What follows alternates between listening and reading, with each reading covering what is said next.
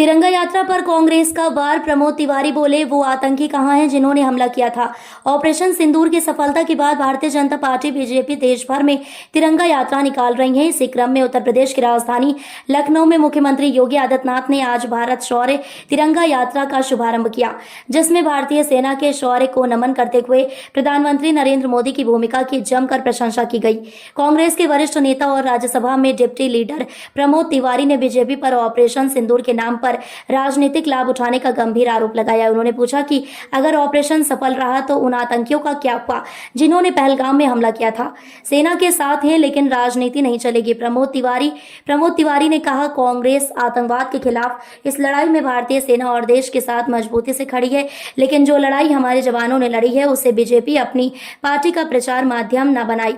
यह तिरंगे की यात्रा है, पार्टी के झंडे की नहीं। उन्होंने कहा कि जो सवाल जनता और विपक्ष के मन में उठ रहे हैं उनका जवाब केंद्र सरकार को देना होगा। उन्होंने आरोप लगाया कि सरकार ऑपरेशन सिंदूर की आड़ में चुनावी लाभ लेने की कोशिश कर रही है। कांग्रेस की मांग, बुलाई जाए सर्वदलीय बैठक।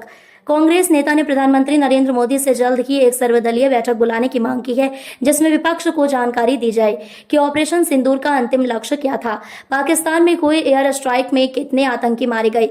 जिन आतंकियों ने पहलगाम में हमला किया, क्या उन्हें मार गिराया गया या अब भी वे जीवित हैं।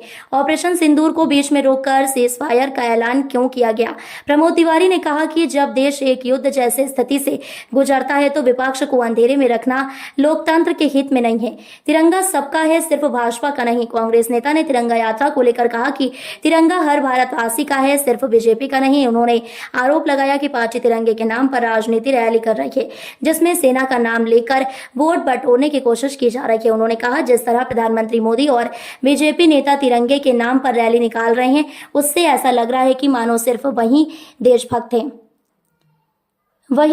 हैं और बाकी देशद्रोही। यह बेहद खतरनाक सोच है जो लोकतंत्र को कमजोर करती है। सीजफायर पर उठे सवाल, प्रमोद तिवारी ने सवाल किया कि अगर ऑपरेशन सिंदूर में भारतीय वायुसेना ने पाकिस्तान में आतंकी ठिकानों को तबाह किया, ऑपरेशन सिंदूर में भारतीय वायुसेना ने पाकिस्तान में आतंकी ठिकानों को तबाह किया तो सीजफायर का ऐलान जल्दबाजी में क्यों किया गया। उन्होंने पूछा कि क्या आतंकियों के खिलाफ कार्रवाई पूरी हुई या राजनीतिक दबाव में ऑपरेशन को रोका गया।